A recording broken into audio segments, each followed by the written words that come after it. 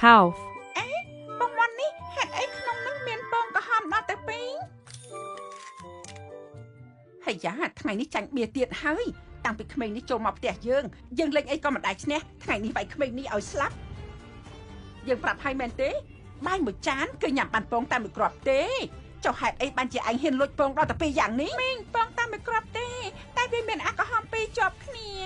ឯងហូចយើងអីពងក្រហមពីរជាប់គ្នាស្អីវាកម្រមានណាស់ហេតុអីបានជាឯងរើសយកបានខ្ញុំមិនបានផុតទេវាមានពងក្រហមពីរជាប់គ្នាមែនយើងប្រាប់ឯងថ្ងៃនេះមិនឲ្យឯងញ៉ាំទេត្រកូលសៀវសន្យាថាឲ្យយើងមួយខែ 50000 រៀងរាល់ខែតែការពិតគឺយើងចិញ្ចឹមឯង5ឆ្នាំហើយមកកាក់ក៏មិនអាចបានគ្រួសារសៀវប្រហែលលែងចង់បានឯងហើយល្អយើងត្រូវបញ្ជូនឯងទៅកុមារកំព្រាទើបវាស័ក្តិសមទៅអ្នកណានិយាយថាគ្មានអ្នកត្រូវការនាង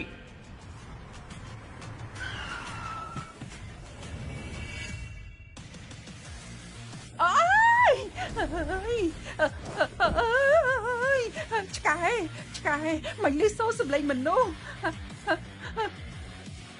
លោកគឺអ្នកប្រុសទី2ត្រកូលសៀវចេញទៅពងក្រហមពីរគ្រាប់ជាប់គ្នាមែនប៉ាប៉ានេះគឺជាលោកម្ចាស់ទី2ត្រកូលសៅជាពូតូចរបស់ឯងមិនមែនជាប៉ារបស់ឯងទេលោកម្ចាស់ទី2ហរសាសនឹងតូននេះគឺឆុងជាមួយនឹងត្រកូលសៅក្មេងនេះគឺជាអ្នកធ្វើឲ្យលោកម្ចាស់ជួបគ្រោះថ្នាក់ចរាចរណ៍នៅកាលនោះធ្វើឲ្យលោកម្ចាស់ពិការភ្នែកនិងពិការជើងលោកម្ចាស់ទី1នៅតែចង់ឲ្យលោកនាំក្មេងនេះទៅលប់ទៅផ្ទះវិញទៀតទេរុទើបតែកើតនៅក្នុងរទេះមិនក៏ស្រាប់ទៅនៅកណ្ដាលផ្លូវបែបនេះ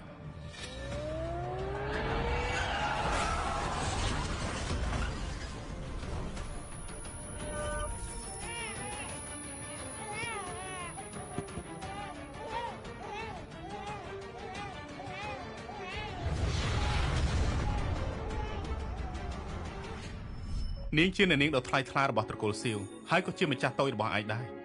កុំឲ្យយើងឮពាក្យសម្ដីបែបនេះទៀតបាទលោកម្ចាស់ទី2អូខុងមកក្មេងៗមិនចេះជល់ការទេលោកម្ចាស់មើលមិនឃើញកុំចូលមកចិត្តលោកម្ចាស់សោះអូតូចរបស់ខ្ញុំមើលអត់ឃើញទេនាំនាងត្រឡប់ទៅផ្ទះវិញស្មាច់តូចសំវអូតូចញ៉ាំស្មាច់តូចនេះទេអាចព្យាបាលភ្នែកពោបានរូបពិតជាស្រាប់ជាបានមិនជាផងឯងហ៊ានយកស្មារតីប្រយោជន៍នេះមកឲ្យលោកម្ចាស់ផងខ្ញុំគ្រាន់តែចង់ជួយពូតូច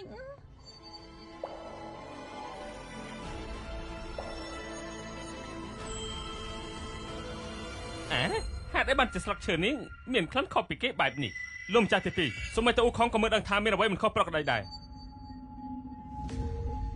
តើវាមានផ្កាតាំងពីកាលោកម្ចាស់ទី2